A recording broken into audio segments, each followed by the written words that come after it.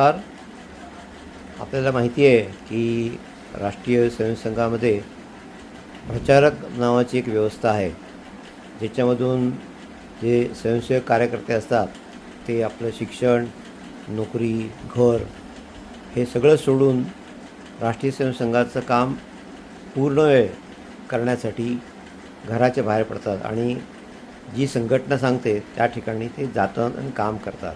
असे अनेक प्रचारक देशामध्ये काम करत आहेत. तसंच अखिल भारतीय विद्यार्थी परिषद ही राष्ट्रीय संघातीलच एक संघटना आहे, अशी आहे, ज्याला संघ परिवारातील संघटना असं म्हणतात. आणि विद्यार्थी परिषदेचं काम संपूर्ण भारतामध्ये खूप वाढलं आहे. अगदी जम्मू काश्मीरपर्यंत परिषदेचं काम आहे. तर विद्यार्थी परिषदेमध्ये सुद्धा अशीच पूर्णवेळ कार्यकर्त्यांची एक व्यवस्था आहे, ज्याच्यामध्ये विद्यार्थी कॉलेज कार्यकर्ता कॉलेज पूर्ण झालं की मग काही वर्ष विद्यार्थी परिषदेचं पूर्णवेळ काम करण्यास जिथे संघटना सांगेल त्या ठिकाणी काम करायला जातात. काही कार्यकर्ते अधिक वेळसुद्धा काम करतात, काही कार्यकर्ते ठराविक वेळ काम करून वर्ष काम करून पुन्हा आपल्या आयुष्यात येतात. तर असेच आता कल्याण जिल्ह्यातील 3 कार्यकर्ते पूर्णवेळ निघत आहेत. त्याच्यामध्ये एक आहे दीपक शर्मा, जे डोंबिवलीचा हा कार्यकर्ता आहे. तो जाणार आहे मुंबईला, त्याची नियुक्ती मुंबईला आली आहे. त्याच्यानंतर दुसरं जे कार्यकर्ते आहे त्याचं नाव आहे योगेश महाजन, जो पुण्याला जाणार आहे. हा मूळ मुरबाडचा कार्यकर्ता आहे आणि पुण्याला जाणार आहे. मुरबाडचा नाही, सॉरी, हा शहापूरचा कार्यकर्ता आहे, पुण्याला जाणार आहे. आणि तिसरा आहे विशाल पवार, हा मुरबाडचा आहे आणि BMS केलं आहे आणि ह्याची नियुक्ती गोव्याला झालेली आहे. तर असे कार्यकर्ते वेगळ्या ठिकाणी जाणार आहेत. त्यांचा काल निरोप समारंभ नुकताच बालक मंदिर संस्था इथे पार पडला. या कार्यक्रमाला प्रमुख वक्ते पाहुणे असं जे बोलवलं होतं त्याचं श्री यदू जोशी हे डोंबिवलीचे राष्ट्रसंघाचे पदाधिकारी ते एक वक्ते होते आणि दुसरे जे क्षेत्रीय संघटन मंत्री हे पण ह्या कार्यक्रमाला उपस्थित होते. देवदत्त जोशी असं त्यांचं नाव आहे. तर त्यांच्या कार्यक्रमाचे तपशील आता आपल्याला बघायला मिळेल.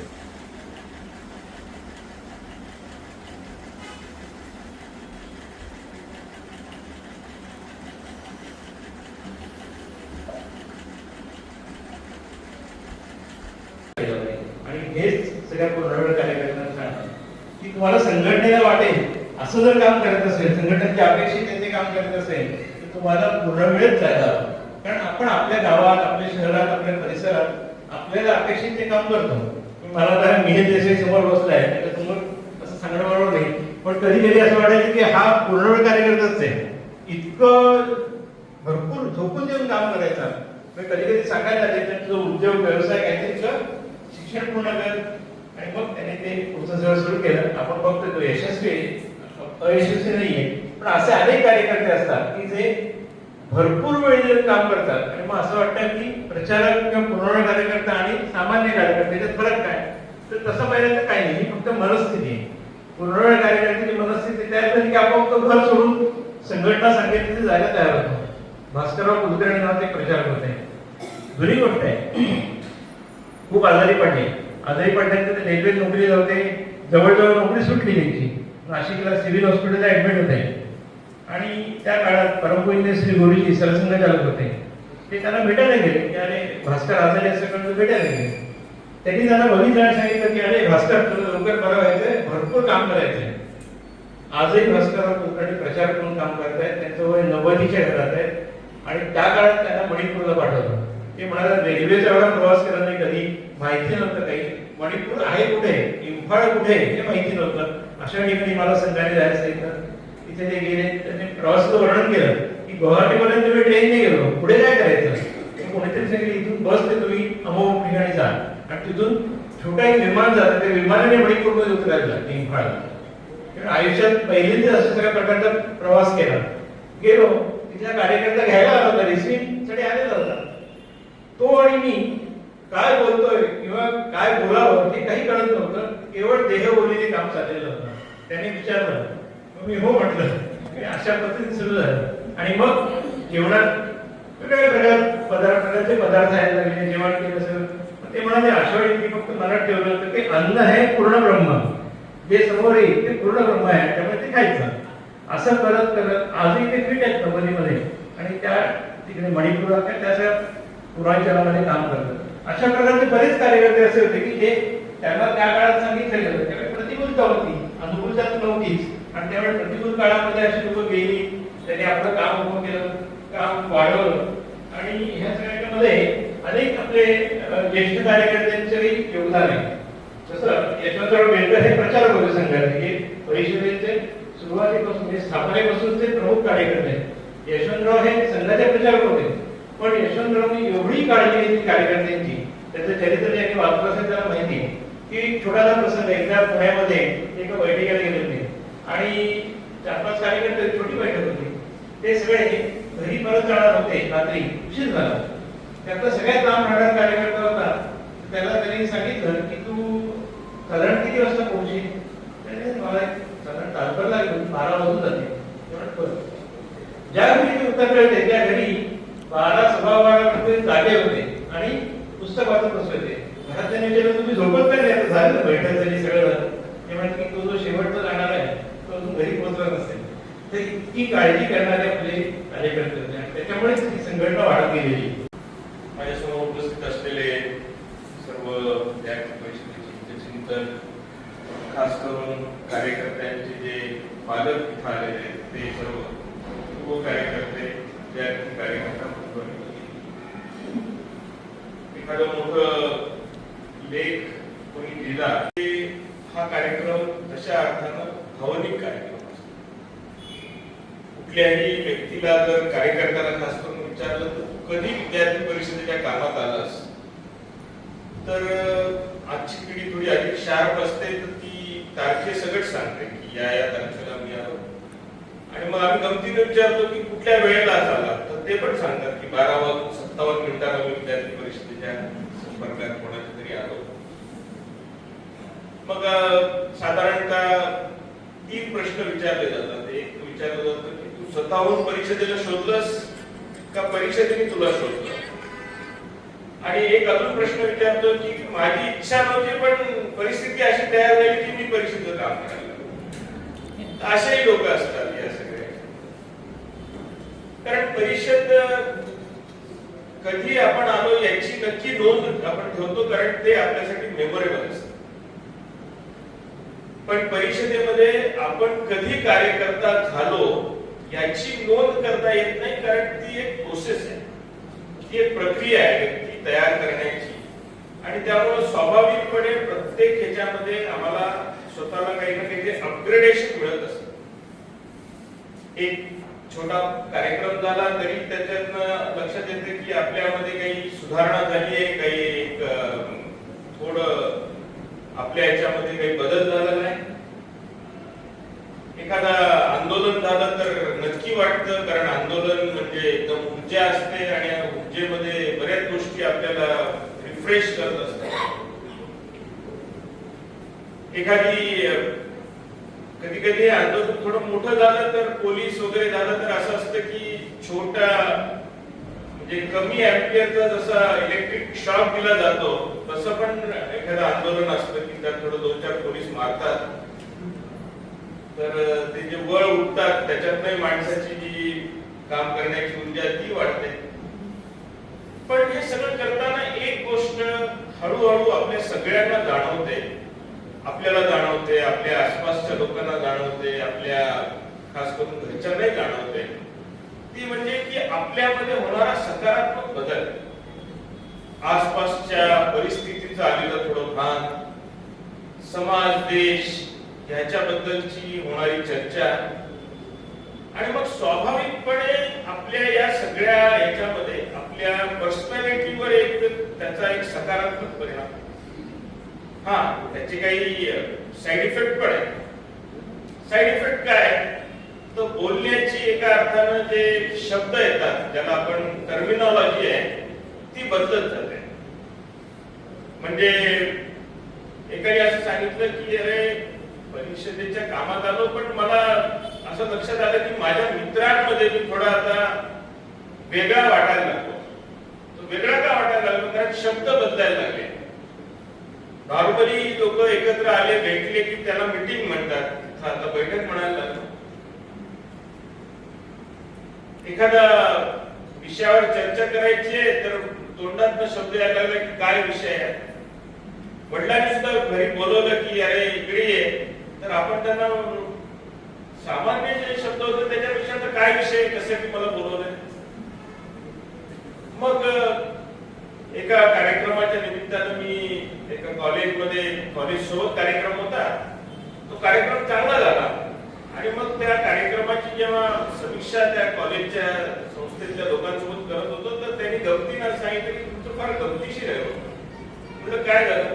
सगळं समजतं म्हणे आम्हाला की निवास म्हणजे अकोमोडेशन, भोजन म्हणजे फूड, हे सगळ्या व्यवस्था लक्षात आल्या. पण पहिले तर काही दिवस तर आम्हाला हे यातायातच लक्षात नाही. काय असते यातायात? पहिल्यांदा आम्हाला असं वाटलं की यातायात म्हणायचे जे आहे ना, वातावरण म्हणायचंय का. तर असे खूप हळूहळू आपल्या एकूण याच्यामध्ये शब्द यायला लागतात आणि मग व्यक्ती हळूहळू या सगळ्याला सवयी करत पुढे जातो. पण या सगळ्या याच्यामध्ये आपला कम्फर्ट झोन सोडून, आपले मित्र सोडून, आपले घरातले लोक सोडून आपल्याला कुठेतरी दुसरीकडे जाऊन काम करायला पाहिजे असं ज्यावेळेस एखाद्या कार्यकर्त्याला वाटतं, ऍक्च्युली त्याचा प्रवास तिथून पूर्ण वेळासाठी एका अर्थानं सुरू होतो. कधी कधी असं होतं की मी फर्स्ट इयर, सेकंड इयरला चालू कामात आणि कोणाला तरी बघितलं तर पहिल्याच याच्यात वाटतं की अरे आपण पण असं काम करायला पाहिजे. पण शिक्षण झालेलं नसतं, माहिती नसतं. कोणाला तरी भेटून विचारलं किंवा मी पण जाऊ शकतो का, तर एखादा कार्यकर्ता त्याला डिस्करेज करतो की अरे नाही, तुला अजून शिक्षण पूर्ण करायचं. पण मनात असतं आणि तो प्रवास तिथून सुरू झालेला असतो की आपल्याला अशा प्रकारचं पूर्ण वेळ काम करायला जायचं. मग हळूहळू परिषदेचं काम, दायित्व सगळं करायला लागलो. तर मग या सगळ्या याच्यामध्ये एक लक्षात येतं की केवळ आपल्यासाठी नाही, आपल्या सोबत अन्य जे लोक आहेत त्यांच्यासाठी पण आपल्याला काम करायचं. आणि मग व्यक्तीचा त्याप्रमाणे स्वभाव तसा बनायला. हिंदीमध्ये खूप चांगला एका अर्थानं वाक्य आहे, मैं से हम तक का सफर, माझ्या मी परापासून आपल्यापर्यंत आपण सगळे जण इथपर्यंतचा प्रवास म्हणजे एका अर्थानं विद्यार्थी परिषदेच्या कामात प्रवास. तो सगळे जण करतात. जो जो परिषदेच्या कामात येतो तो सगळे जण. आणि मग त्यातनं पूर्ण वेळ काम करण्यासाठी जाणं. आमच्यासारखे जे थोडे अधिक काळ काम करतायत ते खूप हुशार असतात. ते असं म्हणतात की अरे पूर्ण वेळ काम करायचंय तर पहिली गोष्ट आहे की काही कंडिशन नाही की मी हेच करेन, मी तेच करेन, मी इथंच जाईन, मी हेच करेन. अनकंडिशनल काम करायचं. कारण अनकंडिशनल काम ही पूर्ण वेळ काम करणाऱ्या कार्यकर्त्यांसाठीची एका अर्थानं, जसं एखाद्या जाहिरातीमध्ये स्टार मार्क करून लिहिलेलं असतं कंडिशन अप्लाय, तसं परिषदेच्या ह्याच्यामध्ये आहे की पूर्ण वेळ काम करायचं, काही कंडिशन नाही. एखाद्या कार्यकर्त्याला असं असू शकतं 2-3 आता इथं पूर्ण वेळ आहे. आता योगेश गेलेला आहे पुणे महानगरामध्ये, तिथं प्रांत केंद्र आहे तर तिथं वेगवेगळ्या सुविधा असू शकतात. पण धीरज गेलाय दक्षिण गोव्यामध्ये, तर दक्षिण गोव्यामध्ये त्याला त्याचा विभाग संघटक मंत्री सोडून प्रांताचा कोणी माणूस भेटायला काही महिने वाट बघायला. तर हा दोन्ही मोठा फरक आहे. पण या फरकाच्या याच्यात सुद्धा काहीही कंडिशन न ठेवता, काहीही एका अर्थानं आपल्या स्वतःच्या आवडीनिवडी, स्वतःच काहीही न ठेवता काम करत राहणं, हे अशा प्रकारच्या कामाला निघणं हेच सर्वात महत्वाचं आणि कौतुकाचा विषय आहे समाजासाठी आणि आपल्या सगळ्यांसाठी. दुसरं आहे की अशा प्रकारचं काम करण्याची आवश्यकता काय. जर आपला विचार श्रेष्ठ असेल, आपलं जे अल्टिमेट कामाची जी दिशा एकदम चांगली असेल, तर मग अशा याच्याची पूर्ण काम करणाऱ्या कार्यकर्त्याची काय आवश्यकता. पण आपल्याला सांगितलेलं आहे आणि आपला अनुभव पण आहे की केवळ विचार चांगला असून चालत नाही, त्या विचारावर चालणारे जे लोक आहेत ते पण समोर दिसायला. आणि मग बऱ्याचदा असं असतं की माझ्यासारखा दिसणारा, माझ्यासारखंच आत्ताच नुकतंच कॉलेज पास आउट झालेला, माझी भाषा बोलणारा, किंबहुना आमच्यासारखाच एक आहे पण थोडा विचाराने वेगळा आहे, व्यवहाराने वेगळा आहे, त्याच्याकडे बघून मला असं वाटू शकतं की अरे माझ्यासाठी हे डुएबल आहे, मी पण अशा प्रकारचं काम करू शकतो. आणि त्यामुळे जे जे कार्यकर्ते अशा कामात येतात त्यांच्या जीवनात पूर्णवेळ कार्यकर्ता आला की त्याच्यातला सर्वात मोठा बदल हा होतो की जे जे माझं म्हणून आहे, माझा अहंकार आहे, माझा स्वभाव आहे, माझं जे काही हे आहे, पुरुषार्थ आहे, कर्तृत्व आहे, ते कर्तृत्व लेट आउट करण्याचं सर्वात महत्वाचं काम म्हणजे जमिनीवर आणण्याचं काम आपल्या सोबतचा पूर्णवेळ कार्यकर्ता एका. आणि म्हणून असं काम करण्यासाठी आपल्याला प्रेरणा द्यायची, इन्स्पिरेशनल पर्सनॅलिटी बनायची. यासाठी पण या 2-3 कार्यकर्त्यांचं मनापासून कौतुक आहे. आणि तिसरी जी सर्वात महत्वाची गोष्ट आहे की आमच्या छोट्या छोट्या गोष्टीतून, कारण आम्ही असं म्हटलेलं आहे की आम्हाला राजनीती नाही, राज नाही, समाज बदलला आहे. म्हणजे पॉलिटिक्स मध्ये बदल करण्याची इच्छा आम्हाला नाही आहे, आम्हाला व्यक्ती परिवर्तनामध्ये जास्त इंटरेस्ट. पण या व्यक्ती परिवर्तनाचा अल्टिमेट पुढचा पार्ट आहे तो म्हणजे की व्यवस्था परिवर्तन. व्यवस्था परिवर्तन कशासाठी करायचं आहे? उल्लेख झाला आता की एखाद्या सोसायटीमध्ये काही काम करायचं असेल तर त्या सोसायटी मधल्या आयडियाला नुसतं घेऊन चालणार नाही, त्याच्यासाठी प्रत्यक्ष काम करणारी टीम तयार करावी, सगळ्यांचे चेहरे एका दिशेला बनवायला लागतात, हे काम आहे. तर असं काम कॉलेजच्या विद्यार्थ्यांमध्ये करणं हे तशा अर्थानं थोडं कठीण आहे. यासाठी कठीण आहे की विद्यार्थी चंचल आहे. आज तो एका दिशेला आहे तर उद्या कुठल्याही दिशेला असतो. आज त्याच्या मनामध्ये एखादा विचार आहे तर उद्या कुठलाही विचार असतो. पण असं असताना सुद्धा या सगळ्यांना एकत्र घेत काम करण्याची एका अर्थानं जी काही परंपरा आहे त्याला परिषदेमध्ये पूर्णवेळ परंपरा. सामान्यतः आजच्या पिढीला हे करणं तशा अर्थानं खूप चॅलेंजिंग आहे. चॅलेंजिंग 2 कारणासाठी. एक आहे ते म्हणजे की त्याच्यासमोर असणारे अनेक प्रलोभनं त्याच्यासमोर आहेत. पण असं असताना सुद्धा आपण अशा प्रकारचं काम केलं पाहिजे, आपला वेळ दिला पाहिजे, असं कार्यकर्त्याला वाटत राहणं याच्यातच संघटनेच्या विचाराचा विषय आहे. आणि दुसरी गोष्ट म्हणजे या सगळ्या याच्यामध्ये एका बाजूला वेगवेगळ्या प्रकारचं एका अर्थानं डिटोरेशन झालेलं आहे. समाजच्या जे काही त्याला म्हणतात पॅराडाइम शिफ्ट झालेलं आहे, मान्यतांमध्ये बदल झालेली आहे. विद्यार्थी पण बदलत चाललेला आहे, जेनझी आहे. म्हणजे मला कौतुक वाटतं की एखादा विद्यार्थी एकदम स्पष्टपणे आपली बाजू मांडू शकतो. हे कदाचित माझ्या काळात मी जर विद्यार्थी असताना मला जर एखाद्या पूर्णवेळ कार्यकर्त्याबद्दल मनोगत व्यक्त करायची संधी मिळाली असती तर इतकं स्पष्टपणे मी बोलू शकलो नसतो. पण आजचा विद्यार्थी आहे, त्याला हे सगळं कळतं. त्यामुळं आहे त्या विद्यार्थ्याला सोबत घेऊन काम करत राहणं हे एका अर्थानं आपल्या सगळ्यांसाठीच एक मोठं काम आहे. आणि हे असं काम करण्यासाठी हे 3 कार्यकर्ते निघालेत. या सगळ्यांचं मनापासून कौतुक आहे. आज देशामध्ये विद्यार्थी परिषदेचं काम अतिशय चांगल्या पद्धतीने चालू आहे. मी आता काश्मीरच्या वर्गात गेलो, जम्मू काश्मीरच्या, ज्या व्हॅलीमध्ये आपल्याला माहिती आहे की अनेक वर्ष तिथं आतंकवाद होता. तर जिथं वर्ग होता त्या वर्गाच्या स्थानावर काही कार्यकर्ते जुने आले आणि त्यांनी सांगितले की इथं वर्ग होतं, हे आमच्यासाठी खूप आनंदाची गोष्ट आहे. कारण याच स्थानावर लोक एकत्र येऊन देशविरोधी घोषणांचं, देशविरोधी कामासाठी चर्चा करायचे. त्या ठिकाणी भारत माता की जयचे नारे करतोय. विवेकानंद आणि सरस्वतीची प्रतिमा तिथं लागलेली आहे. उद्या चालून इथं तिरंगा मार्च निघू शकतो, अशी स्थिती त्या ठिकाणी तयार झालेली आहे.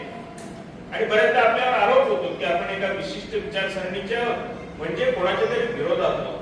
पण मला सांगायला आनंद होतो की याच काश्मीर मधल्या 3 जिल्ह्यामध्ये पूर्णवेळ कार्यकर्ते आहेत आणि हे 3ही मुस्लिम, काश्मीर मधले मुस्लिम विद्यार्थी.